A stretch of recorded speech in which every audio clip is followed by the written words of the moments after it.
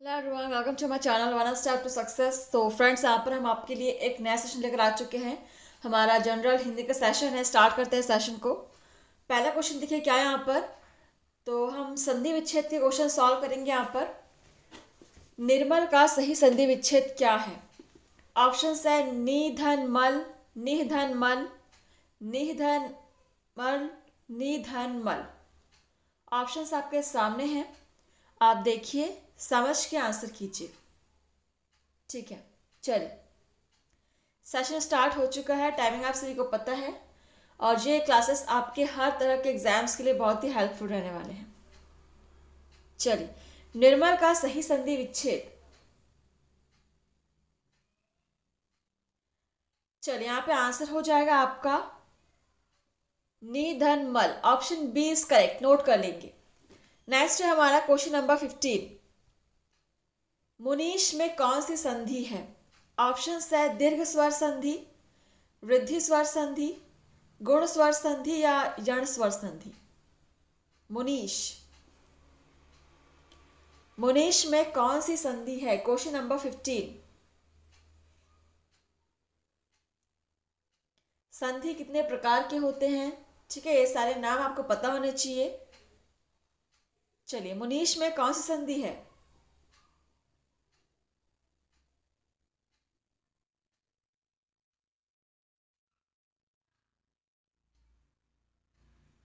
यहाँ पे आपका आंसर हो जाएगा दीर्घ स्वर संधि। ठीक है, ऑप्शन फर्स्ट इज करेक्ट, दीर्घ स्वर संधि।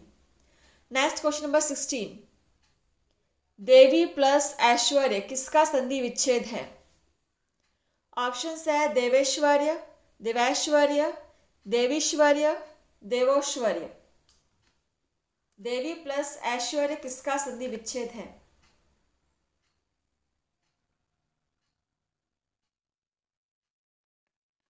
चलिए आंसर कीजिएगा।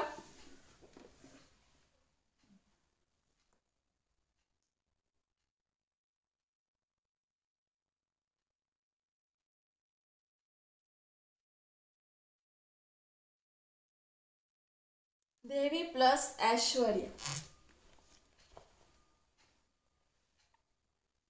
यहाँ पे आंसर हो जाएगा आपका देवैश्वर्य। ठीक है, ऑप्शन बी इज करेक्ट, देवैश्वर्य। Question number 17। भ प्लस उक किसका संधि विच्छेद है? ऑप्शन है भौक, भावुक, भौमक, भौइक। भ प्लस उक किसका संधि विच्छेद है? ये सारे क्वेश्चंस आपके किसी ना किसी एग्जाम में आए हुए हैं। ठीक है, आप इनको नोट कर लीजिएगा।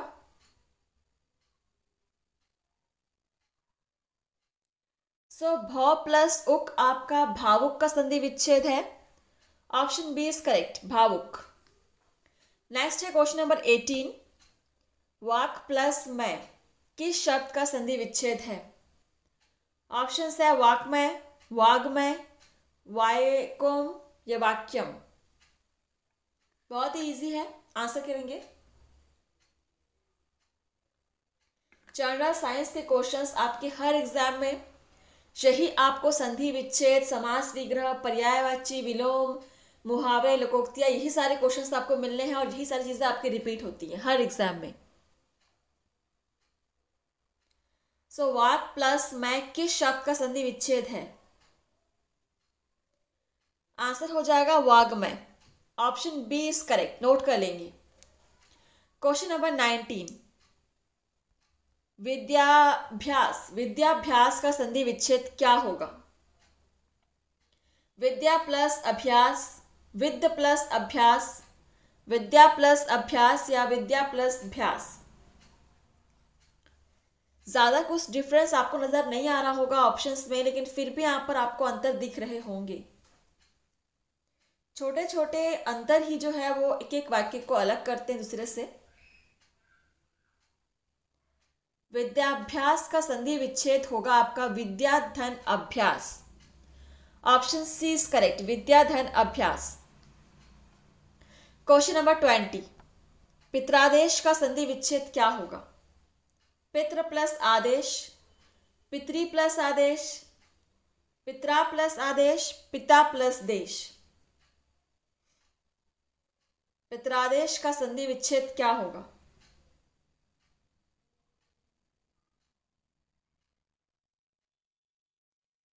सो यहां पर आपका हो जाएगा पितरी प्लस आदेश। ठीक है, ऑप्शन बी इज करेक्ट। चलिए क्वेश्चन नंबर 21। संधि के मुख्य भेद हैं। कितने भेद हैं संधि के? 2, 3, 4 या 5? बहुत ही सिंपल सा क्वेश्चन है।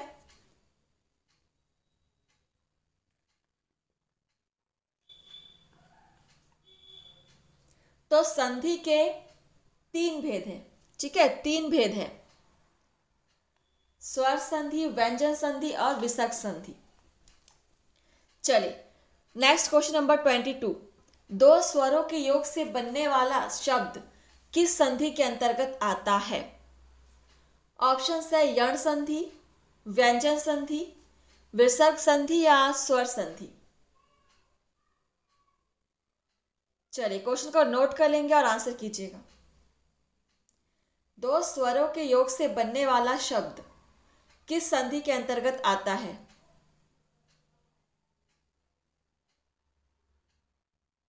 चलिए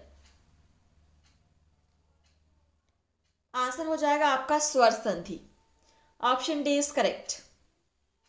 क्वेश्चन नंबर 23। निम्न में से कौन स्वर संधि का भेद नहीं है? ऑप्शन है विसर्ग संधि, दीर्घ संधि, यण संधि या गुण संधि। आंसर कीजिएगा।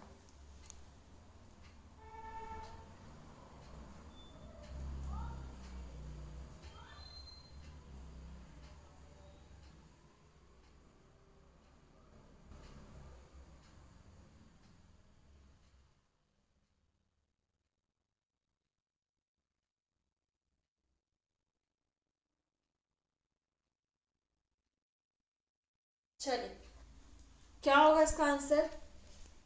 इनमें से कौन स्वर संधि का भेद नहीं है? बिल्कुल विसर्ग संधि स्वर संधि का भेद नहीं है। Option first is correct. Next है क्वेश्चन नंबर 24। किस संधि में स्वरों का परिवर्तन य, र, ल, व में होता है? ऑप्शन है आयादी संधि, वृद्धि संधि, गुण संधि या यण संधि। किस संधि में स्वरों का परिवर्तन य, र, ल, व में होता है? अगर आपने अच्छे से पढ़ा होगा संधि को तो इसका आंसर आप बिल्कुल बता सकते हैं। यहां पे आंसर हो जाएगा आपका यण संधि। ठीक है, ऑप्शन डी इज करेक्ट, यण संधि। Question number 25। सजातीय लघु तथा दीर्घ स्वरों का मिलाकर दीर्घ होने का लक्षण किस संधि में होता है? ऑप्शन है दीर्घ संधि, वृद्धि संधि, गुण संधि या आयादी संधि। सजातीय लघु तथा दीर्घ स्वरों को मिलाकर दीर्घ होने का लक्षण किस संधि में होता है?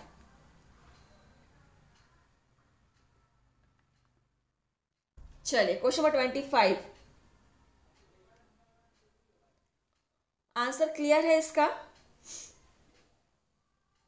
दीर्घ संधि ही हो जाएगा।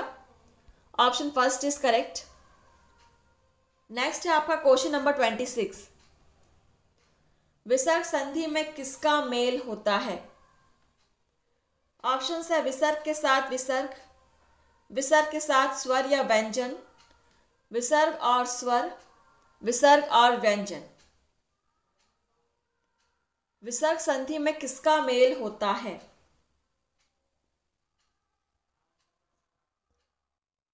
तो अगर विसर्ग संधि है तो विसर्ग के साथ स्वर या व्यंजन किसी का भी मेल हो सकता है। Option B is correct.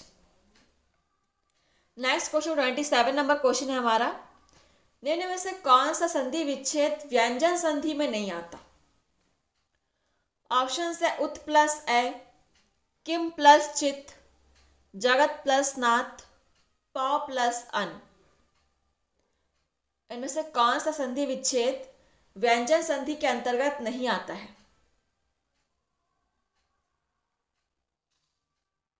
चलिए, सो यहाँ पे आंसर हो जाएगा आपका ऑप्शन डी, प प्लस अन। ठीक है, ये आपका आयादी स्वर संधि है। चलिए नेक्स्ट क्वेश्चन देखते हैं क्या है, और यहां से आपका टॉपिक चेंज हो रहा है। ठीक है, वाक्यांश के लिए एक शब्द यहां पर आपको निकालना है। पहला क्वेश्चन है, जिसके समान कोई दूसरा ना हो। वाक्यांश के लिए एक शब्द है। शक्तिशाली, प्रतिभाशाली, अद्वितीय या पराक्रमी। जिसके समान कोई दूसरा ना हो, इसके लिए एक शब्द।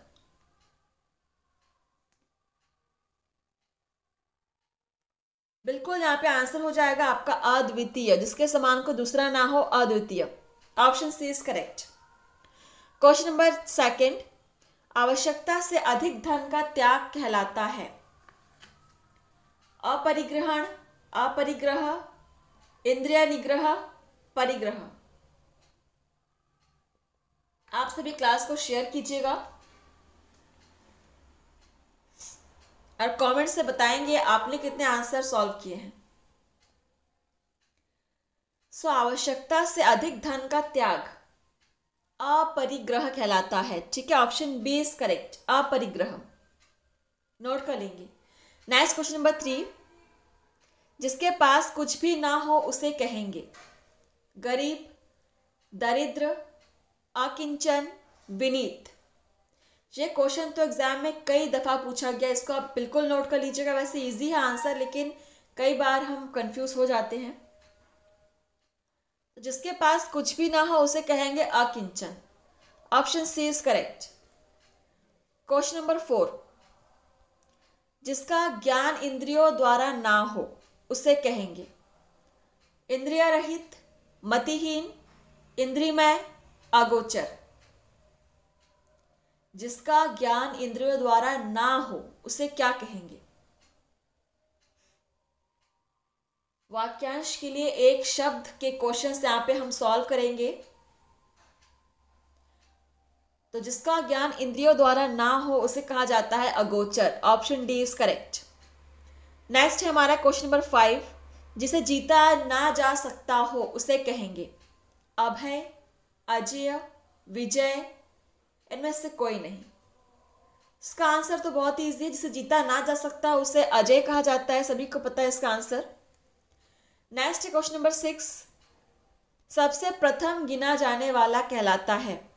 प्रथम, अग्रज, आरंभ, अग्रगण्य। सबसे प्रथम गिना जाने वाला। कई लोगों को यहां पर अग्रज लग रहा होगा आंसर, लेकिन इसका आंसर हो जाएगा अग्रगण्य, क्योंकि प्रथम गिना जाने की बात किया जा रहा है। ठीक है, ऑप्शन डी इज करेक्ट।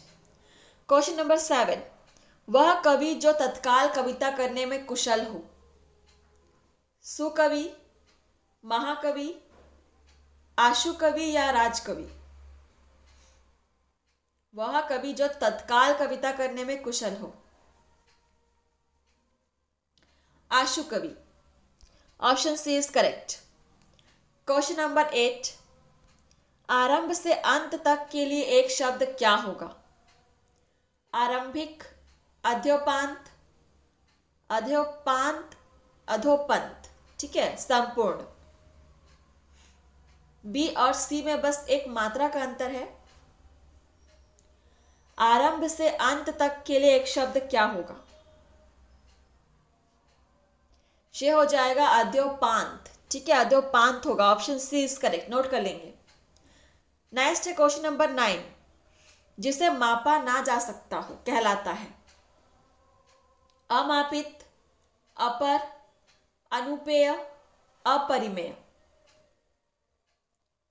जिसे मापा ना जा सकता हो। चलिए, आपका सेकंड लास्ट क्वेश्चन, इसके बाद एक क्वेश्चन और है, फिर हमारा सेशन यहाँ पर खत्म हो जाएगा। बट आप लोग प्रैक्टिस करते रहिएगा। जिसे मापा ना जा सकता हो कहलाता है अपरिमेय। Option D is correct. और हमारा लास्ट क्वेश्चन है, 10 नंबर, परंपरागत उक्ति को कहते हैं अनुश्रुति, सुक्ति, विरक्ति या इनमें से कोई नहीं। परंपरागत उक्ति।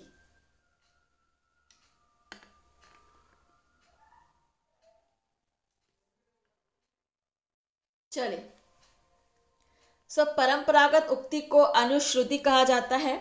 Option first is correct. और सेशन यहाँ पर समाप्त हुआ। ठीक है, आप लोग डेली क्लास अटेंड कीजिए, प्रैक्टिस कीजिए फ्रेंड्स, और जितना हो सके आप क्लास को शेयर कीजिए। थैंक यू, धन्यवाद। आज के लिए बस इतना ही, मिलते हैं नेक्स्ट सेशन में।